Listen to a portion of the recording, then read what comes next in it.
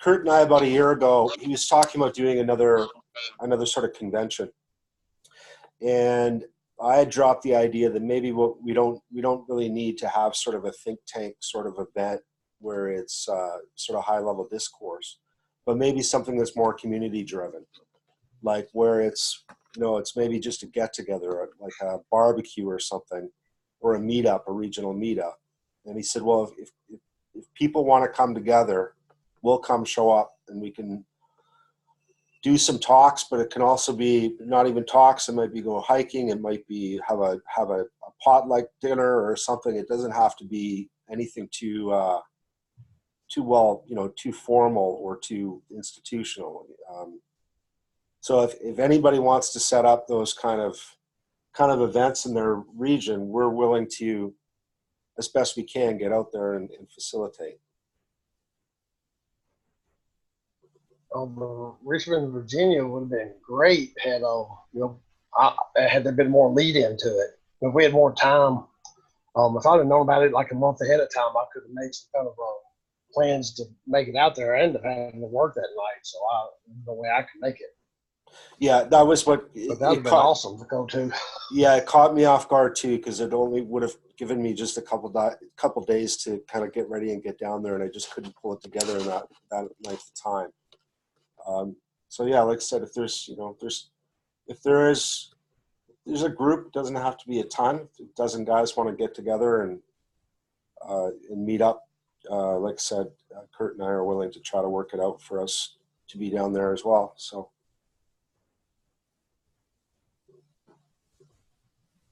Yeah. How's Brian doing? Are you hearing? Are you hearing me? Okay. Yeah. I'm Wi-Fi. It skips in and out a little bit, but I can make out what you're saying. Okay, because I'm on Wi-Fi and I'm on satellite internet where I'm at in my house. Don't pick up too well. Yeah. So there seems to be a little bit of lag. It's probably the satellite.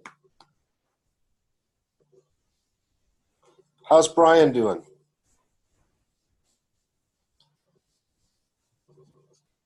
What's up, Brian?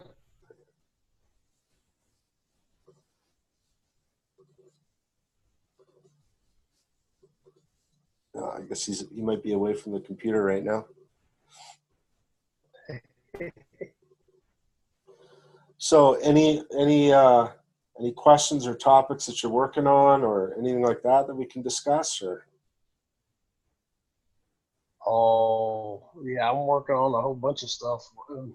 Right now I'm trying to wrap around the P Constitution with my history and knowledge of written constitutionalism and trying to see how it fits together. Because I believe we ought to take what the founding fathers gave us and move it forward, not do the whole redo of it, which is kind of sort of what the P Constitution to me is not really as much of a written constitution as it is just a set of rules. It's almost like it's for lack of a better way to verbalize it, to me it's more of like the unwritten Constitution of England put into a written form. It's not really a written constitution like in the American tradition. Yeah, so that's I kind of have the same thoughts that I think a constitution is better suited to outlining a means of decidability rather than actual decisions on particular issues. It's kind of a crossover from the Constitution. Yeah. Go ahead.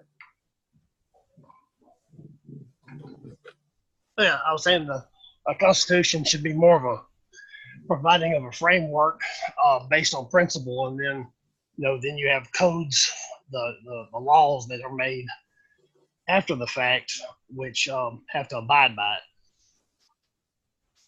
Yeah, so I've always looked at it that the criteria for natural law, like the operational definition and the warrant behind natural law, really is the Constitution. And then the rest are products or outputs from natural law. so I'm kind of the same mind that it's more of a framework than it is actual content. Um, but then it gets sticky. Like I'm not an expert on that stuff, or know if I'm just missing reasons why it is more codified than that. But I leave it to those with higher pay grades than me. Well, I mean, this I'm gonna have to relocate because it's breaking up real bad. Okay, here, let me kill my video. Might help.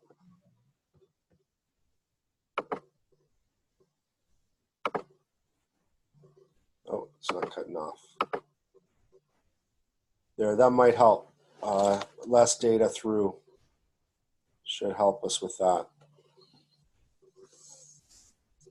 Okay, so are there any specific suggestions or criticisms you'd have of the P Constitution?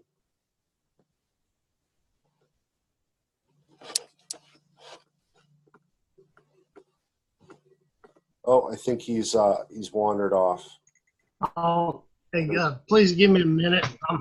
Yeah, please give me a minute. I'm relocating. Okay, sounds good.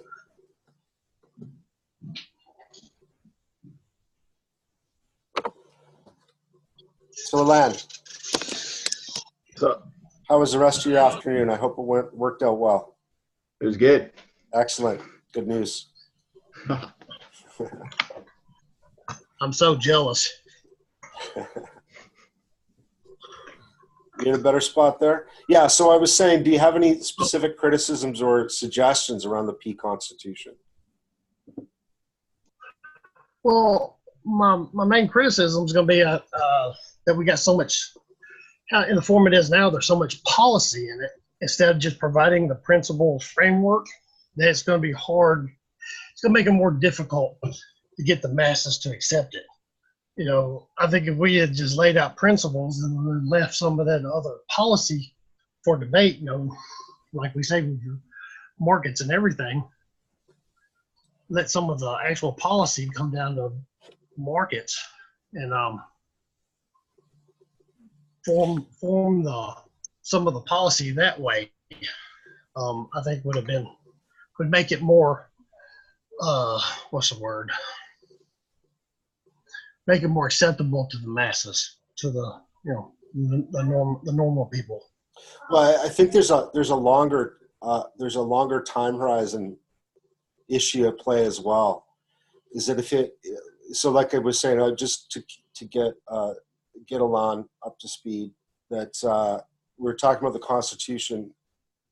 John said that he's got some issues with it, which he just said, and I was just saying that I think that the really natural law itself stands as a constitution. And I think that Kurt's been focusing on policy because people that aren't going to ramp up on the intellectual side of proprietarianism, they're going to be driven by policies that are attractive to their interests. Now, I think that that's two separate things. I think you could propose a constitution and then say out of this, these particular policies would be a natural consequence. And sell it like that rather than writing those policies right into the Constitution.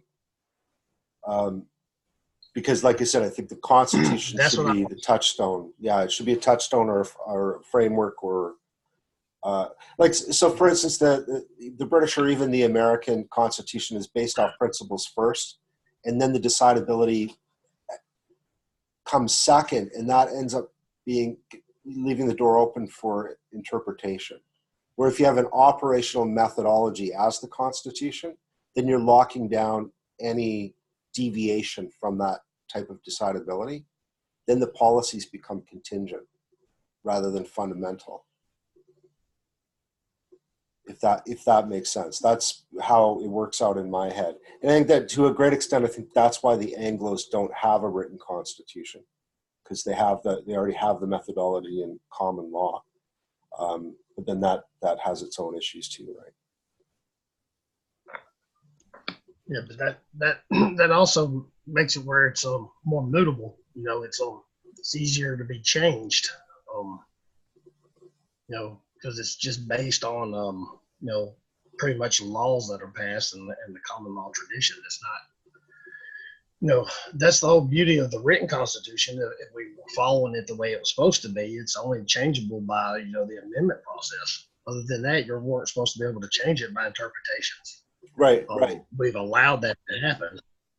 Yeah, and I think that there's like the one advantage that I found a codified law, like the French system, is that it's giving a set of restrictions on how a decision can be made, but it's all via positiva, and then it's all dependent on interpretation, so it becomes discretionary law. So I think a written constitution fills the gap or provides the benefit of what kind of under codified law to govern common law. You get the advantages of both systems.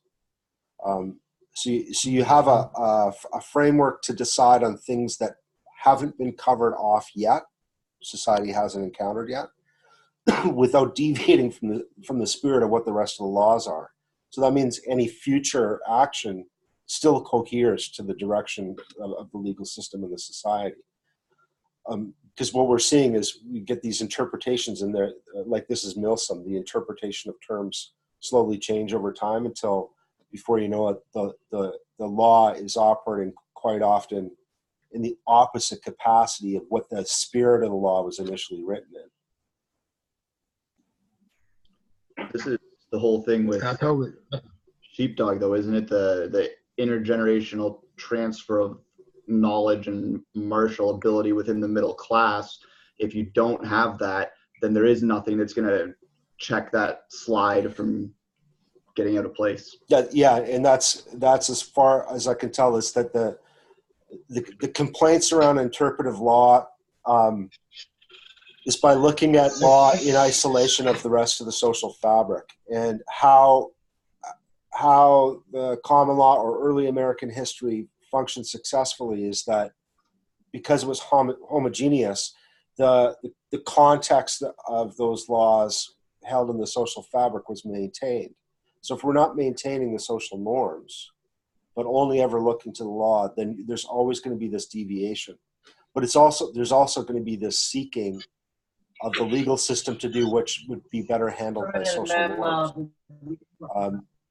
So natural law covers off intergenerational transfer within the law. If you're not passing on intergenerational transfer, or you're making decisions that offset costs onto the future generations, you're breaking reciprocity. So I see that maintaining of the social norms then becomes a natural consequence of natural law over longer time horizons. So if we were under natural law right now, the complaint about boomers would actually be a legal case. You could make a legal case towards that generation that they've transferred costs to this generation. So now we have a whole different what do you say, a market for justice, or a calculus for reciprocity intergenerationally. But yeah, the whole thing in SN is that we have to maintain these social norms, or it gets offset to law, and then everything starts to devolve.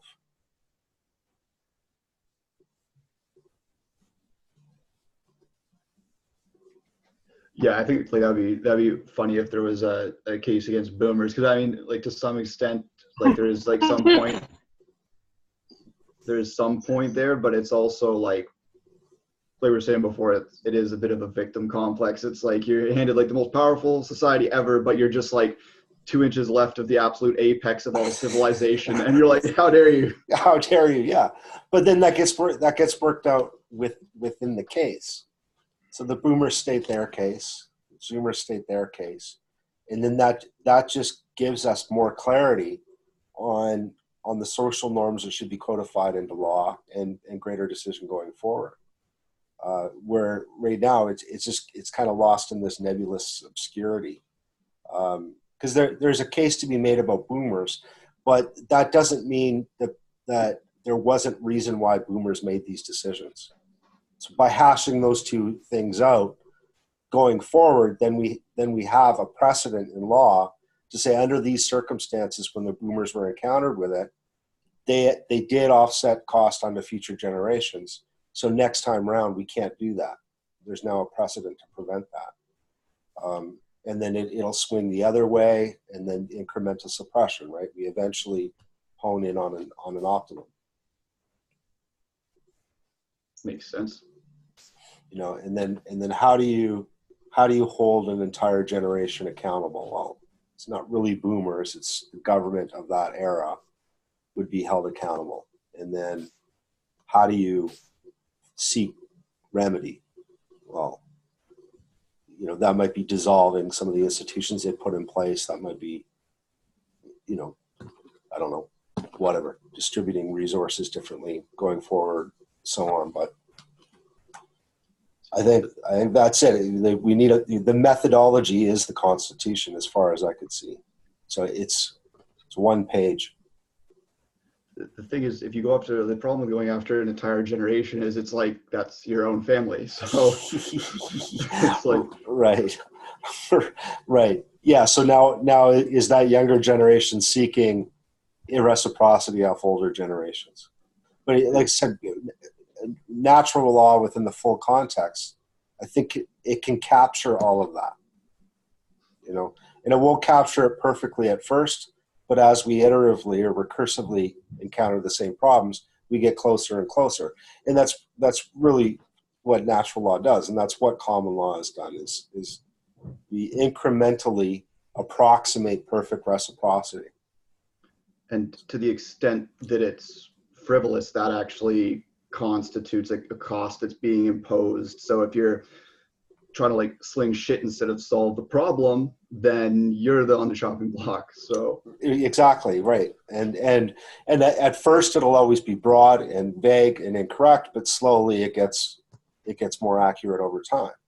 So that's how I tend to see the Constitution. That instead of saying here's a set of policies that solve your immediate problems, and this is why you should support us, it should be this is the methodology, and the logical consequences of this methodology would result in these policies that solve your problems. Right. So now that's the difference between selling a product in exchange for support than providing the methodology. Right. One is giving agency, one's, it sounds too much like buying votes. Right. Here's the policy, support us. Right. Is this maybe something that Kurt's already considered, and there's a reason he packages it together, because it's like we aren't necessarily trying to speak to the very top sort of elite portion of the middle class or even the elites themselves. This is more like we already put out the high level stuff, and then this is for the middle of distribution to wrap their head around it. Yeah, and I think that I think that's why he's doing it. Is you sell the policy to the masses and the methodology to the paternal classes. But I don't think that should be framed as a constitution. He might have reasons for that. To me, it would make more sense saying we have a methodology. You may not understand it, but this is what you would gain from implementing it. So these policies would naturally spin out of this methodology. So you don't need to understand the methodology. You just need to know that this will benefit you in these ways. So it's like, here's the Constitution and here's our management plan that spins out of it, as opposed to here's a set of policies as the Constitution. On the other side, I don't think that he sees any risk in doing that, because if all of those policies are derived from and can withstand or can survive the criteria of natural law, then it wouldn't be damaging in the long run to do that. It would uphold over the test of time. Yeah, conceptually it makes sense to me. You have the core natural law, how do we calculate reciprocity, and then all of these things are basically rulings or optional best practices that at least fit within those parameters. But yeah, I don't know, I guess we would just have to ask Kurt, because you could also separate it officially, but then in layman's terms, this is a package, this is the new Constitution, let's enforce it. True. And I think that's pretty much all he's doing, because I always see it as natural law is one law. There is no more need for written laws. And it's essentially what a constitution is anyways. It's a framework. Yeah, that's what it is. There's a collapsing of a framework for rule and a framework for governance. And I think that natural law provides the constraint or the framework for both. So if you have one law, natural law is the only law, then the governance will naturally fit that. I think that maybe a constitution ends up being the guidelines for both rule and governance, and that we would be better off by having a separation of those two. So rule is the core actual law, and then governance would be the policies. Right, and that's why I say that we're democratists, that if the law is always first, then there is no competition over a monopoly on the law. As soon as you conflate governance with rule, then you have a competition to seek a monopoly over rule. So if your policy is considered or conflated with law, which is what we do with regulation and legislation, we treat them as though they're laws, then you'll never have a democracy. You'll always have a competition over who can control the legislation, because if they control the legislation, they control law. What I'm saying is nobody gets to control law anymore. And the natural law of reciprocity allows that for us, is that the one law is the law of the land, period. And then out of that, there's policy that either conforms to it or not, that isn't considered law, it's considered policy, contract. So then it's beholden to the law. So that's what makes it a democracy. So if we're conflating rule with governance, then you end up with a constitution of policy that's considered law. You're not really a democracy anymore. You're some variation of it. So it sounds like probably however we do it under like the official canon, like they do have to be totally separate. And then if we do combine them in any capacity, that's strictly just for marketing, so we don't confuse people. Right. Yeah. So I think that maybe from a messaging standpoint, it might not be good to address or consider them both to be the same thing. Right. So I know that he has right in the Constitution that there would be houses. So, your House of Senate, the property to people, is really governance of the market. And then, you can have a negotiation through those houses. Well, that's all in the matter of governance and policy and legislation, which should be handled as contract. And then it becomes contract between the houses, whatever legislation or policy is set. And that all of that should fall under natural law. So natural law becomes the Constitution, and then everything else becomes the next layer down, is whatever you're going to do with that Constitution. So you might have regions that want a complete different set of policies, but it can still conform to natural law. So he might want to make the proprietarian party like he was talking about, and then you can still lead with the policies, but then you just also have, this is like the core constitution. So these policies are what we want to do for ourselves, and this core constitution is just what we're going to enforce for everyone. That's like America in his case. Yeah, this is kind of what I was talking about with the People's Party in Canada, is that if there's a reframing of all of their policy under reciprocity, then natural law becomes the warrant for those policies. Well, if we can do that, then you set the discourse around reciprocity. This would be one step further, saying that the only allowable discourse is that which follows natural law.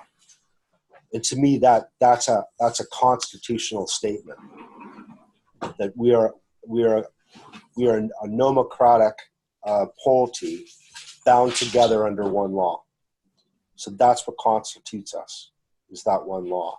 And then from there, it's a matter of details. It's a matter of situation. So the policies might be different on the West Coast than they are in, say, the central United States, or from BC to Alberta. The how it's governed is different.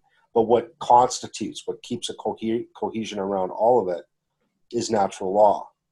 So you might have cities that are civ-nat, but then you might have a region right beside it, which is ethno-national. And they can be operating almost as separate states, but as long as they're cohering to the one law, they're nomocratic under that one law, and that forms a confederation. It forms a basis for how they interact, and that interaction would be contract under natural law.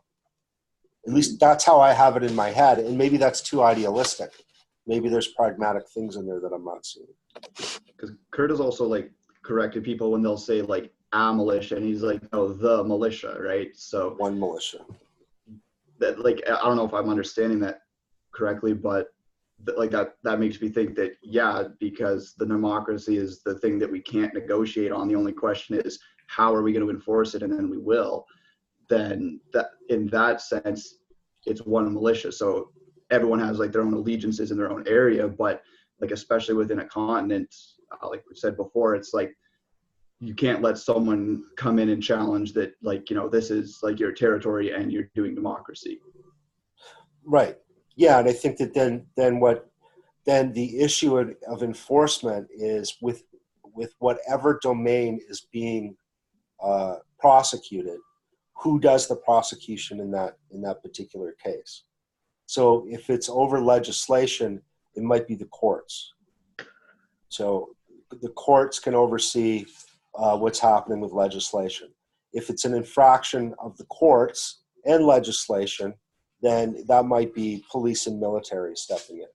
And if there's an infraction of police and military, it would be the militia that steps in. And the criteria in which decides when they would step in is when it's warranted that natural law has been broken.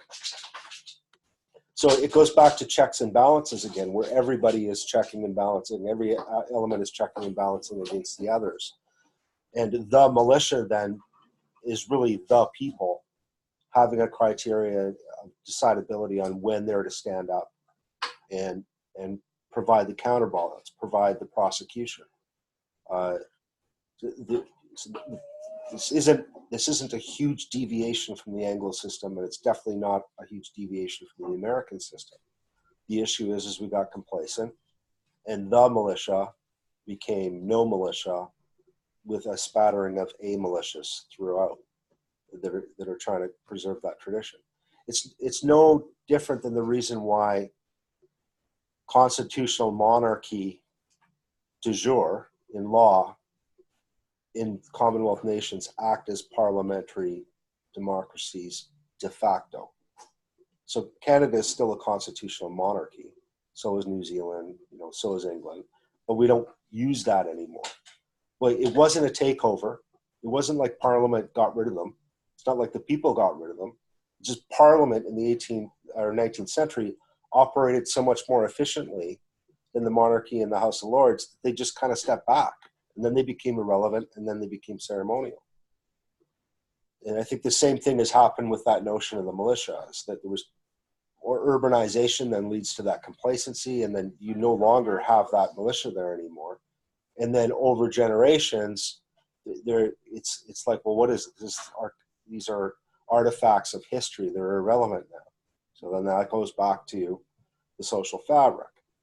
And if the social fabric is occurring under natural law, then you have a case to say, these generations have imposed costs in the future. So then it's just like, how would we inject that into the People's Party? Do we go find like our local chapter and be like, hey guys? This is where the Institute would be helpful, because I think that there's I don't think the People's Party will ever get that much traction. And now with O'Toole in front of the Conservatives, I don't think the People's Party has their sort of niche anymore. But the idea would be you'd have white papers, sorry, like any other think tank, no different than what Brookings Institute is doing for the Democrats right now. You have an institute that has white papers, have well thought out strategies that then present it to that party. And that particular thing with the People's Party is to say that if they want to combat these false allegations of being a racist party or whatever, is to reframe everything they're doing, not in a Canada First way, but in a matter of reciprocity. That everything that they're offering falls under a calculation of reciprocity between state and people, and also intergenerational transfer.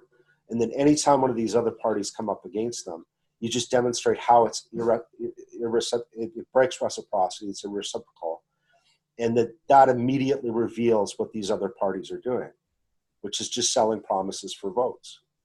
It changes the discourse. Now, that doesn't mean that that's a path of getting a constitution based on natural law in place, but it changes the political environment. The natural law then becomes the basis of the conversation. You're seeding a meme, and it ruins the whole, like they're trying to like say this is compassion, and you're like, well, but how is that compassion? Because how are you going to help anybody if you're breaking reciprocity, destroying the commons, and preventing us from having agency? And as soon as you have that conversation, the people that are saying it's compassionate then come off as thugs wearing a mask of compassion to mug you in the street. Right? It reveals the theft, right? So it reveals exactly what they're doing, which is selling promises based on irreciprocity to seek power, right? And this is the root problem within our political system, within the political competition. And I think that would work, and that would work brilliantly. But I don't think that would lead to systemic changes that we're looking for within the system, which is to actually have a constitution, or have natural law as the constitution, the law of the land. It would just be a step towards that, right? Because ultimately it would be a systemic reformation, where now you're removing, the initial fear out of the Star Chamber, and that was you don't want a supremacy of the courts. So we side on parliamentary supremacy, which means that a court can challenge a law, but they can't write law. So that's parliamentary supremacy. We're inverting that by saying, no, the courts do have supremacy, and nobody writes laws. There's only natural law. And then the thing is, though, is there any way to actually like lead with that in Canada? Because it seems like our martial culture is like way more eroded than what you have in the US, where like they just have it like baked in that like we were made in a revolution, and like if you try and take our Second Amendment, we're all going to show up in Virginia, right? So it's like in Canada, like I hate to like pass the buck, but it's like, is there even anything that we could leverage to take a lead on something like that? In terms of the militia, I don't think we can, because the militia in UK history was never institutionalized. It was just assumed. Individual sovereignty has always been assumed within Anglo systems. So the right to bear arms and these code like institutionalized, explicitly stated values in the American Constitution were assumed in the British institution. So, we have laws explicitly outlining public parading, which means militia. So we don't have the martial culture at all, even systemically within Canada. So that ends up being another systemic change, right? That under the law of reciprocity, we need the ability to oust the bastards, recognizing that the vote is one last step towards violence, and unless violence is on the table, the vote doesn't act as a proxy for violence, but acts as a what would you say, like a barrier, a wall to violence. So the vote is meaningless until violence is restored. The violence of the polis is the militia. And then you just cite 200 years of abuse to the polis because of the absence of a militia. So is there really anything that we can do without first restoring the martial culture? Because, like, I mean, maybe I'm just stuck on it, but it seems like that's the leverage point. Yeah, that's so necessary and sufficient.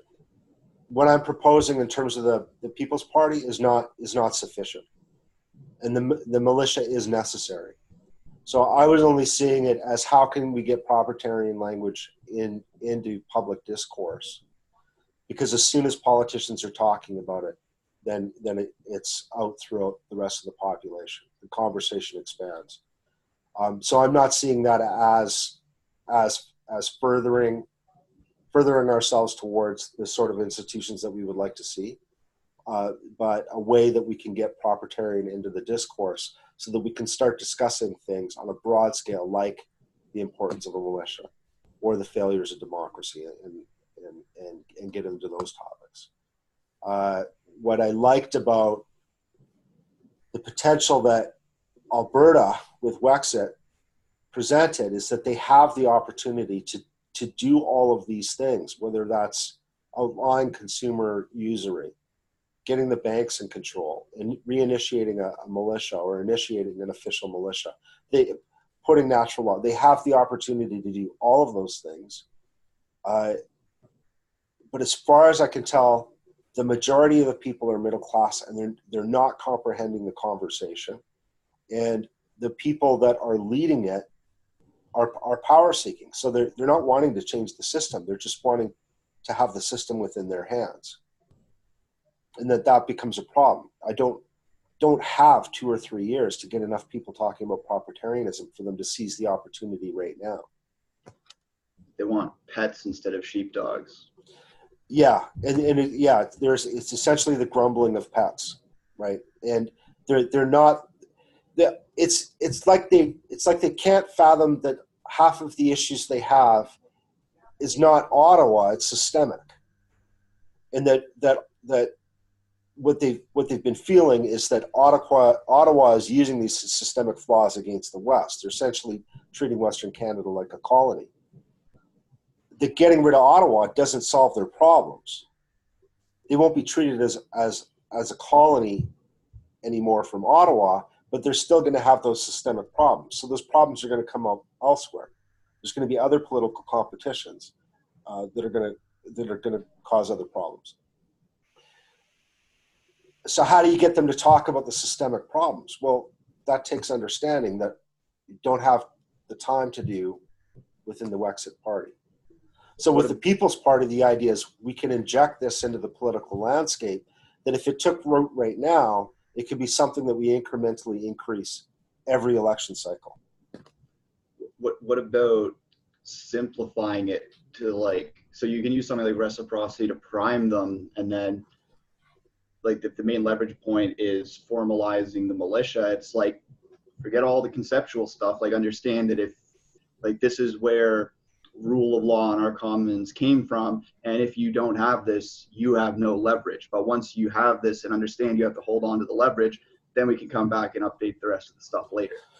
Well, then that becomes the cultural problem, because think of that one point around reintroducing the leverage of a militia.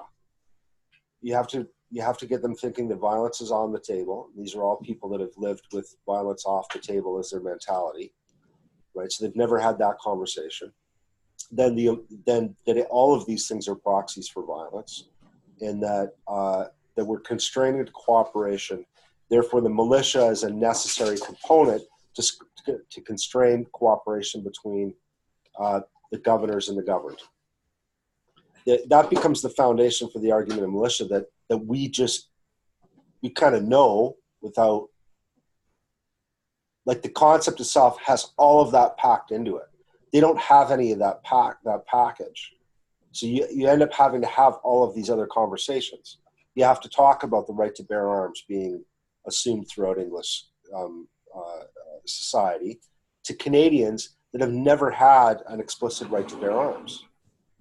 As long as Canada has been around, even right back to the 15th, 16th century. If you walked into a trading fort or you walked into a town, you surrendered your arms.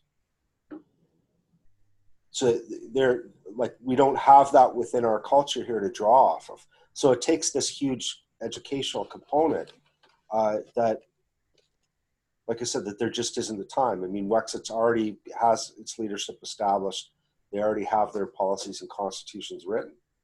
And it's a shame. It's like, it all happened too fast. We couldn't get our hands in there. So then all we can do is like incrementally prime Canada as much as we can, and then back up the states, really. Yeah, and yeah. So I think that if we can't get the discourse in through something like the People's Party, then whatever's happening in the United States can enter into the discourse here. So then that means when, you know, Canadians are going, I don't know why they obsess over their gun rights so much, and gun owners in Canada will be having that conversation. Then you step in and you say, this is why, and then explain the foundation for that. That gives us that opportunity. I also think that really the only future for any Canadians is Alberta joining the United States. They're the only Canadians that are going to survive intergenerationally. The rest of us are fucked. I'm like this close to moving to the United States, right? So, because the demographic implosion is virtually guaranteed in Canada, and so the United States pulling out of the market, every other country that's relying on imports and exports are going to go broke fast. And there isn't a consumer class. So the idea there is, now you don't have the import exports, you have to sell within your region. You don't have a consumer class to do that. So then investment and production drops, and then now you're a third world country. Well, if Alberta joins the United States, they can stay at a first world lifestyle. But they have the demographics, and then they would just need the protection from the United States. The rest of us are on a path to third world countries. Yeah, one of my friends sent me a video. I still have to watch it, but it sounded like Molyneux was going on about, what was it, like 2008 with the financial crisis. It's like whatever America did, it's like they like just dealt with it like head on, and Canada was just like, oh, we'll just borrow a bunch of money and we'll push that off until later. But like now is later, so it's like, what is it? GM pulled out. Yep. And like Ontario is already in insane debt, and then there's some sort of bubble that's about to go because we used debt to push off the 2008 thing. Yeah. Well, and yeah, and even then Harper was saying that they were primed and weren't as well affected because there was a lot of sort of checks in place to prevent those high risk investments. But that didn't insulate us, because then we had foreign companies operating within Canada that were feeling that. So we had to bail them out anyways. The difference is, in the United States, a lot of those companies paid back those debts almost immediately, like within 2 years. Canada's got like zero back of that investment. Yeah, they just push the costs on. So how does a white person even get to immigrate into the U.S.? I have no idea. I know that with a boogaloo, all we need is a canoe. Yeah. Team Sheepdog coming over. Yeah, we're in our canoe. Yeah. Get your American flag ready. Put a maple leaf with one of those stars. Y'all are talking about joining the United States, and we're figuring out how fast we can separate. Yeah, I know. That'll be perfect. The next big sword. But even if there is a breakdown and a resorting in the United States, there's still, even with that, they're going to weather all these storms that are coming up over the next 35 years. Because they're nearly autarkic right now. And they have the millennial and Zoomer populations to sustain them through those storms. The rest of the first world doesn't. We don't have any of that. Like I have it. It shocks me how this is not the predominant political conversation in the news.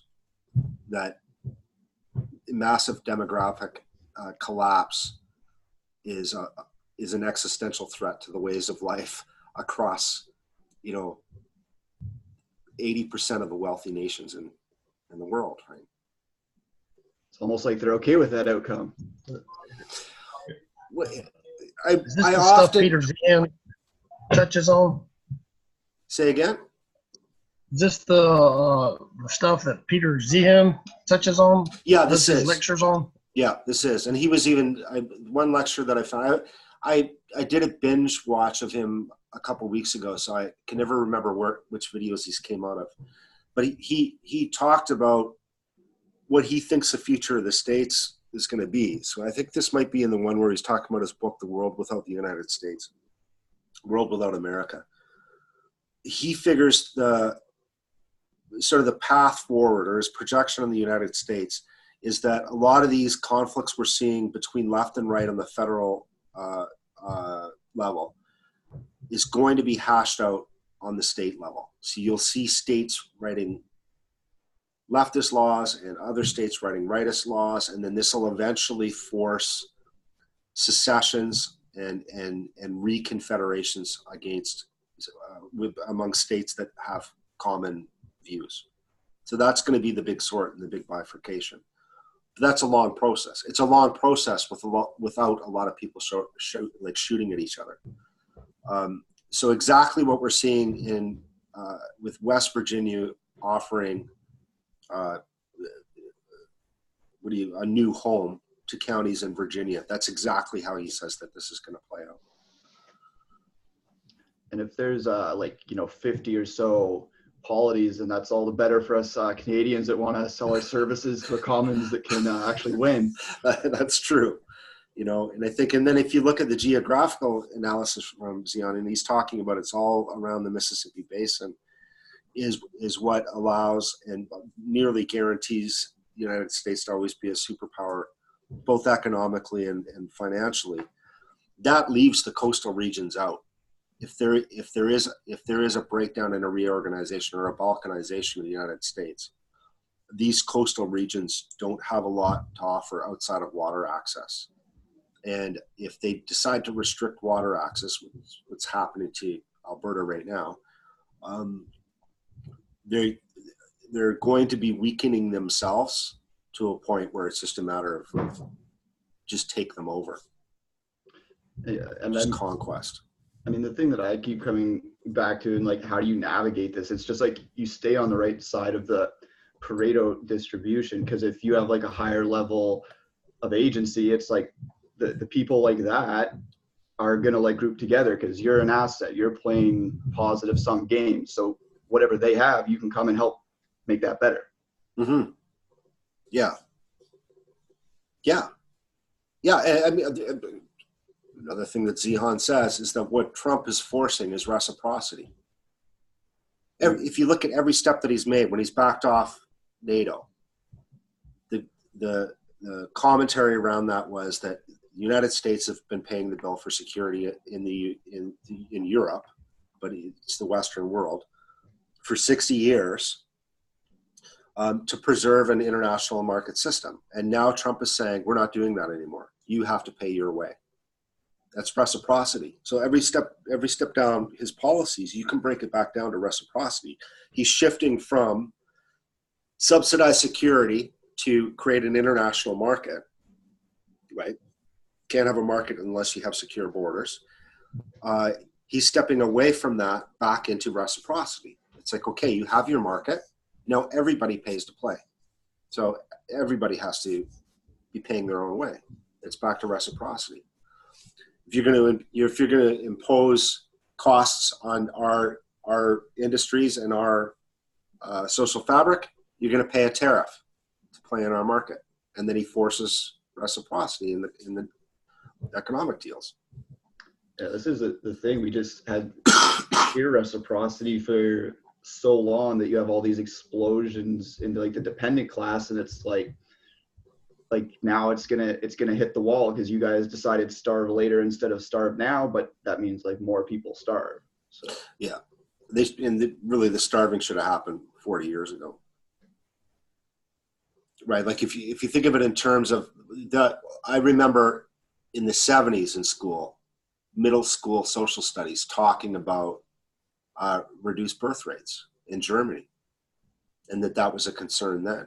Well, if that was the concern then, and we had leaders that were actually cared about their own people, the natural direction to go in is automation. So we have this issue with labor, and you have the rise of computers occurring at the same time. You have a prime circumstance to shift your economy from a labor force to an automated force, and then resort your population based on a smaller populace. Well, they didn't do that because governments borrow. Part of the borrowing is based on what their tax income is, and then you've got the added advantage of newcomers being left. So now you have all these other politics going on. So it was back in the 70s through the 80s and 90s that all of this could have been solved. Well, it's like you see like V drop off, and then either no one knew how to deal with it or no one cared to deal with it. Because you're basically saying we could have taken all these actions to deal with like a declining birth rate, and then the flip side would be if you map out like the civilization cycles, you can say like how do we like ride this out and maybe like raise up V a bit, because that's what we're low on right now. Right. Well, then add in a third concern that was going on in that time, which was overpopulation. So you have this declining birth rate in the most prosperous countries, and you have this issue of overpopulation. Well, then you've got a new solution here, which is that prosperity leads to lower birth rates. So if you can sort out the automation and things in the Western countries, then what you can do about the areas with the higher populations is force reciprocity. Right? So the reason why that they're less prosperous is because they're low trust commons. Well, how do you create low trust commons? You can't necessarily encourage them to do it or trade them or teach them. You need to go in and establish the foundation for high trust commons, which historically has been known as colonization. So you go in and you establish the commons, and then over time their trust level rises, and then their birth rates drop. And so now you've solved the declining birth rate, and you solved overpopulation through automation and other in policy, right? Yeah, it's just crazy because like the overpopulation was like never the middle class. Like the middle class is like that. It's like nothing. Yeah. So while they were talking about overpopulation, the middle class was shrinking, which actually destroys the actual solution to overpopulation, which is you take that model and you export it, but that's evil. That's evil, right? Because to take an underclass and make them a middle class, they have to be domesticated. That makes you a Zionist pawn. Yeah, exactly. Or a colonist, or a fascist, or whatever. But it's an uncomfortable truth. Yeah, go ahead. Yeah, that's an interesting point. If you notice it there on the economic side, they always talk about how productivities went up, but wages hasn't went up with productivity, especially since the 70s. If you add in the fact of automation and advancements, explains the rise in production that doesn't have the wages going along with it. That's not why it happened, though. That's not why wages stagnated and productivity increased. Moving off of part of it, though. Well, yeah, I would say especially getting into the 90s, but there was a massive switch in the early 70s around wage stagnation, and that had to do up until the early 70s or up until the late 60s. There was always the issue with inflation. So the political discourse was always inflation rates and employment rates. And the reason why is that labor was driving inflation. So you had labor, so this is called inflation through the wage channel. You had labor powerful enough to say, this year we want a 2% increase because last year we took a 1% increase to accommodate for inflation, cost of living increases, but it actually went up 1.5%. So we actually got paid less. So this year we want 2%, and that gives us a 0.5% raise. Then the next year, by doing that, they drive inflation up. The next year, the inflation's rate is 2.5. So this kept going to the point that returns on productivity, so investors in productivity, the best that they could hope for a return on investment was 1 or 2%. So there was no incentive to invest into anything productive. So this is the left, labor unions were driving inflation to the point that investment was dying off. This is why we switched from the gold currency into fiat currency. That was to end inflation. If they went to fiat currency, they could fuck around with a whole bunch of metrics to deal with inflation. So inflation ended. Then they dealt with the wage channel by opening up the local markets to regional competition. So that's all the rhetoric about outsourcing, overseas production. That was them saying that labor won't have this constant raising of wages if labor is open up to a labor market, open up to competition within the market. And the way you do that is open it up to international market competition.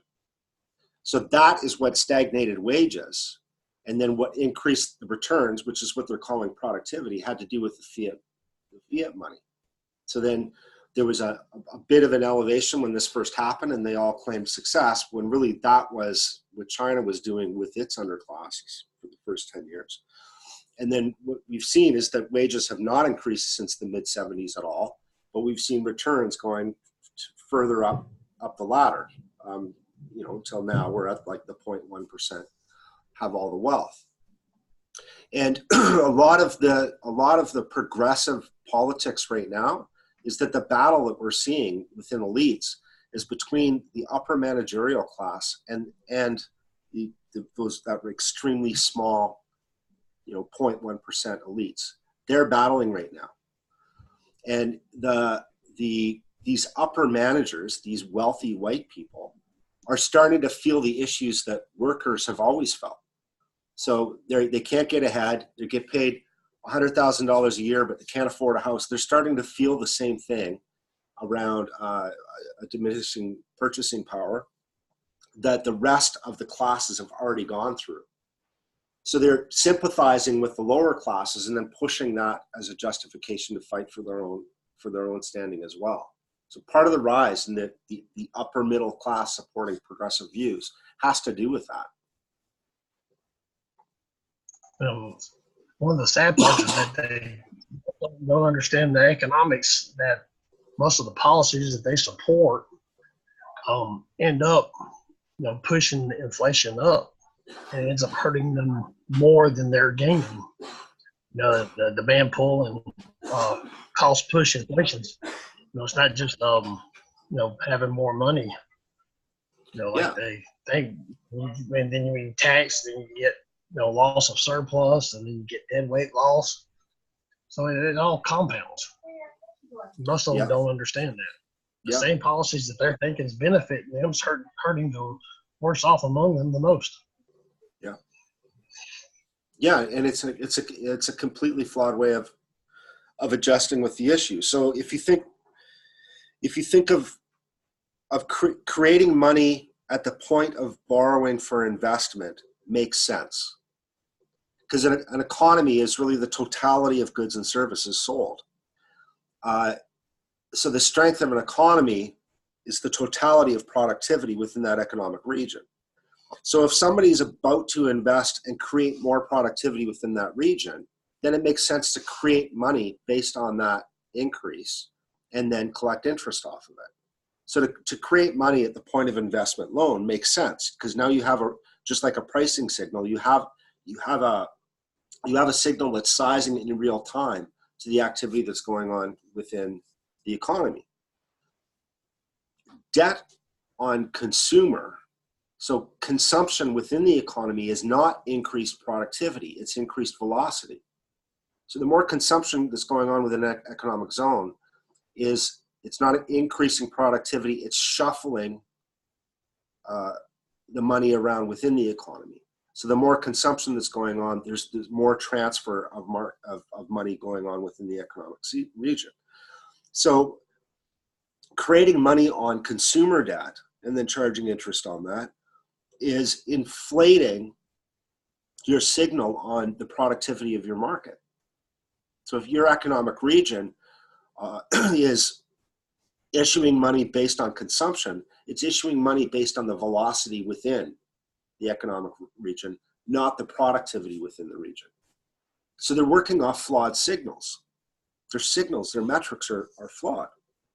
So you can't create money on consumer debt because that obscures your signal to know what the strength of your economy is. So sorry, I'm not terribly great at economics, but I think that makes sense. Money is a share to play in the game. The more money you have, the more activity you have within the market. You increase the shares within the game by increasing the game, right? Which is your investment borrowing. There's a whole stack of ways. Parlay that. What's that? So I'd like to parlay that into something that Kurt said recently that kind of stuck with me, where he was talking about doing away, with the financial system, instituting a system where the government creates currency, pays it out to the civilians, then they use it to, purchase, to consume, and then they tax back what's been paid out. So essentially, which makes sense, doesn't it? It makes sense, doesn't it? Because now what happens is, that investment element, the productivity element within the economic region now has to compete for that money. So now you don't have an inflated signal that just because somebody borrowed money to create a new business, it doesn't mean that business was necessarily a good investment. It didn't necessarily create productivity. But if they have to compete for currency from the consumers, only the ones that are productive get that increase in currency. And then I was saying to him, well, if that's the case, then some of that money that's distributed to the consumers is going to end up being in savings. So if we go back to the old 60s style savings, where any loans going out were based on what was held within the bank accounts of that bank, and then they shared the interest with the bank account holder and the bank itself, then it would make sense that the government could take part of that interest payment instead of taxes. Then you have two different measures. You have the measure of productivity within the system based on the amount of investment loans that are coming in and out. So the investment loans, which is what's gaining interest, is the only way in which the government is getting tax money, through the interest on these investment loans. So they're getting paid based on not only the strength and health of the economy, but also the strength of the middle class, because that lending ability is only going to be there if there's savings from within the middle class. So you have savings to sort of measure the strength of the social fabric, and then you have interest on investment loans that's coming out of the middle class to measure the strength of the economy. Yep. That's that kind of helped me understand his wanting to do away with usury. That right there, do away with consumer debt interest. That's what made it click for me when I saw that post recently. I've been struggling with that one. How to replace the incentives that interest gives, and the fact of it, the way he put it, made it click. That made it more of a rotation with the taxes and government and how the money's created, instead of through banks and financial institutions like they are today. Yeah. So if and then how does, right now we decide when currency has to be created by who's asking for debt. Well, how do you do that in that system? Well, if you have investors that are wanting loans and they can't get the loans because there's not enough in savings within these banks, then that triggers the government to create more currency and distribute it back to the people. Then a portion of that goes back into savings, which then increases the supply to make these investment loans. I think it's brilliant.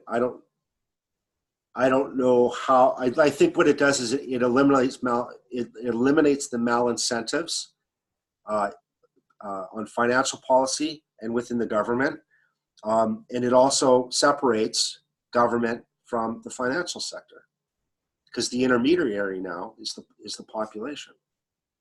They'll never fucking go for it though. Not unless you put a knife to their throat.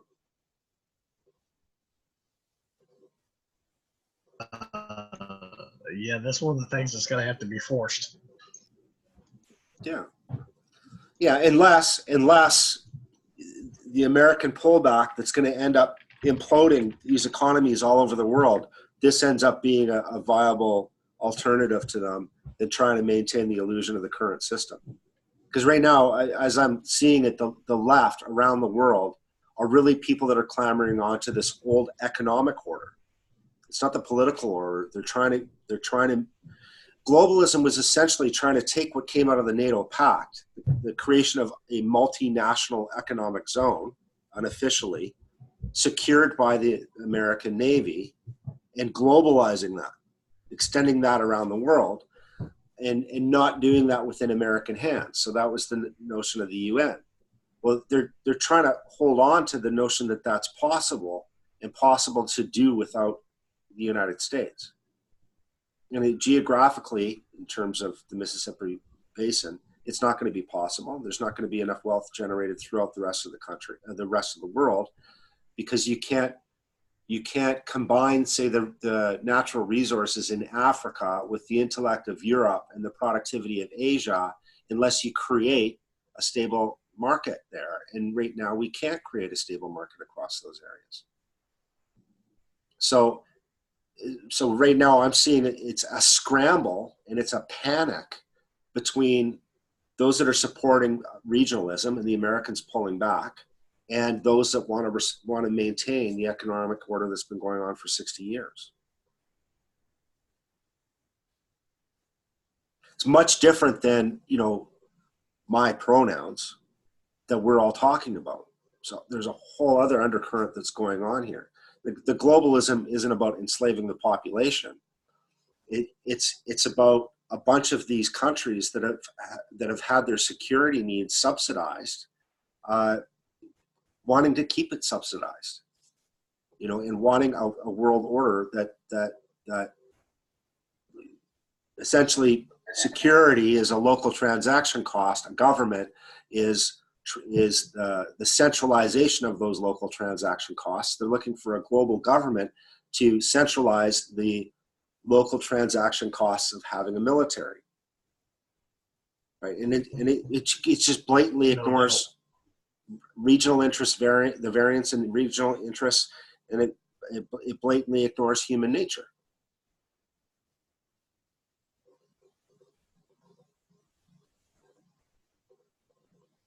Anyway, I think I'm talking a little bit above my punching weight because I'm still new to a lot of that, how geopolitics and economics overlap.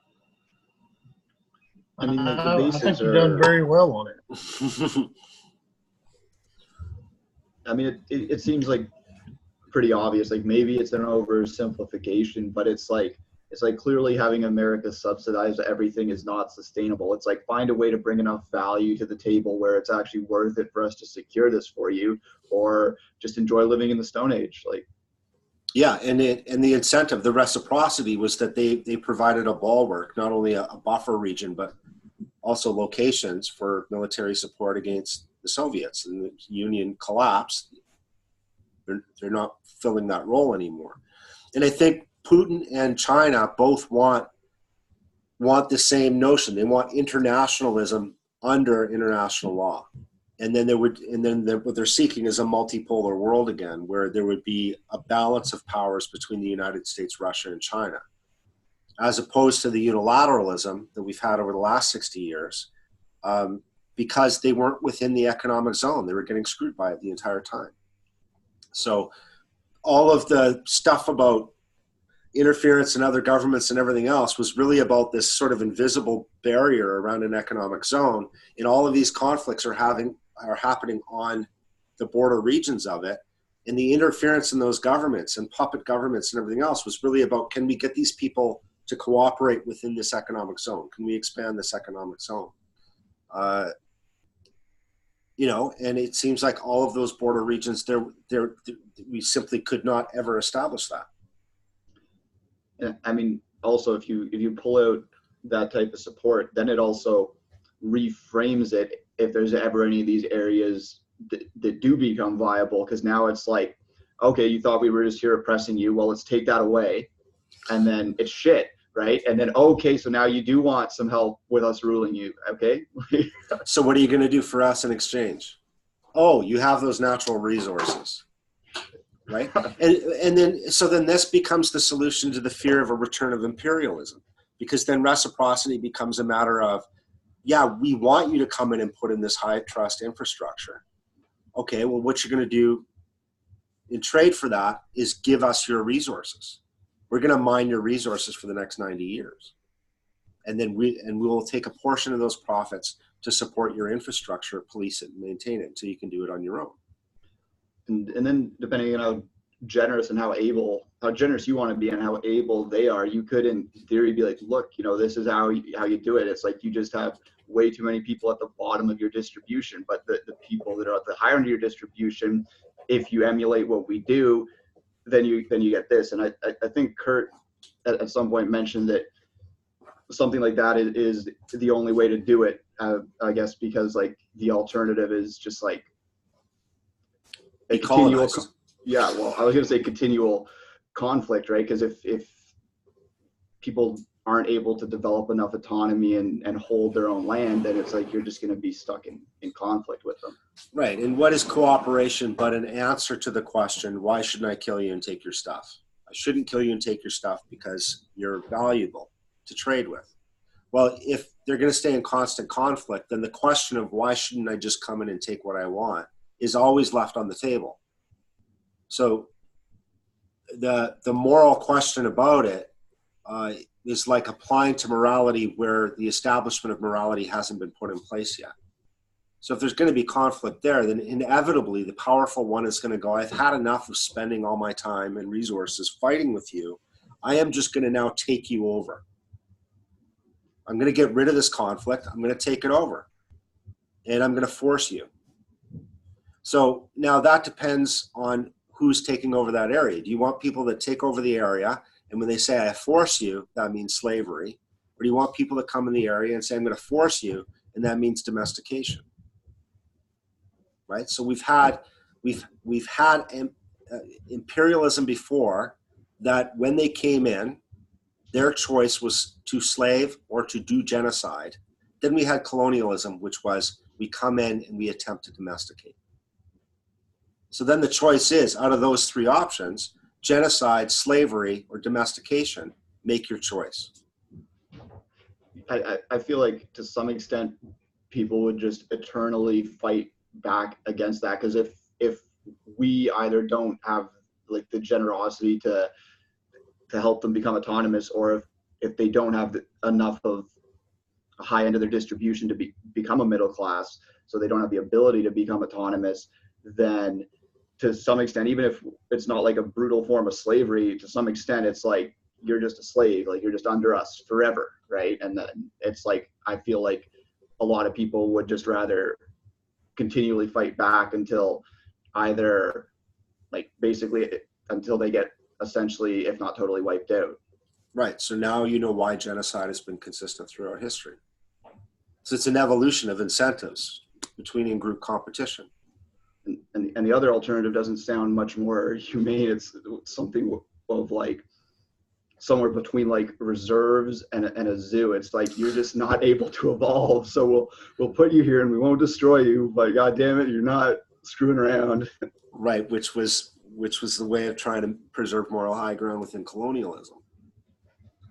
So a value neutral analysis would say that when we were colonizing and coming into areas, it wasn't like, here, we're going to just take all your shit. It was, we've come here, you've got shit and you're not doing anything with it.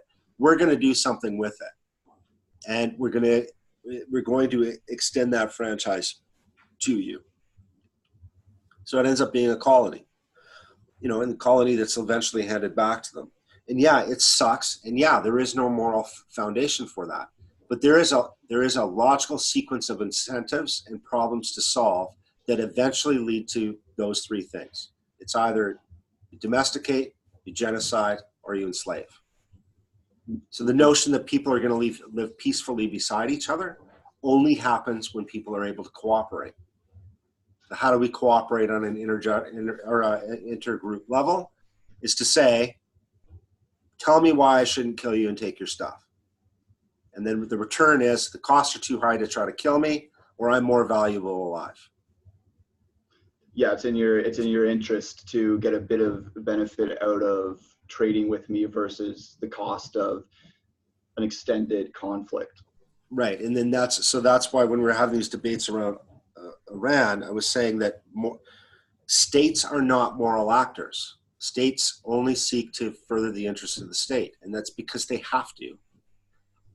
So you can't frame it from a moralistic justificationary framework.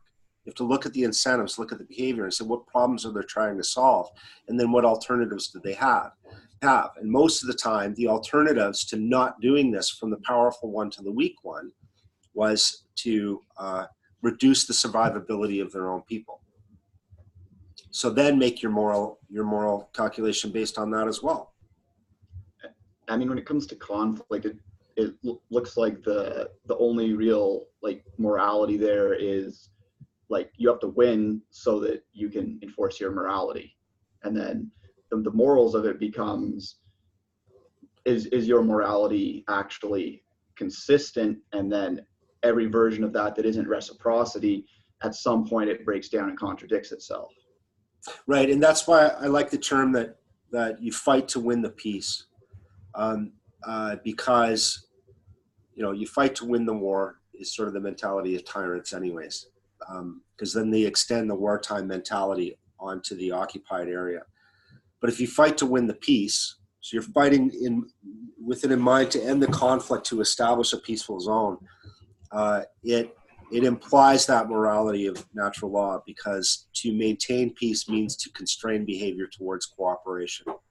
So if your goal is to own the peace, and maybe profit from it, then to increase productivity, you have to give some autonomy to people. But to maintain it peacefully means constraining behavior to cooperation alone. So winning the peace has this moral nugget wrapped up in it, that if you're bent on owning a peace, suppressing people so that there isn't conflict isn't the same as a peace, like having peace. So I actually have to get going, guys. Let's wrap it up there, I guess. Fight to own the peace, and lots of other nonsense. And it was great seeing you and Lucas today. Fantastic. Seeing you.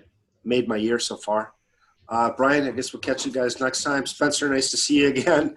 And John, thanks for kicking off the whole conversation. Awesome. See you guys later. Okay, take care.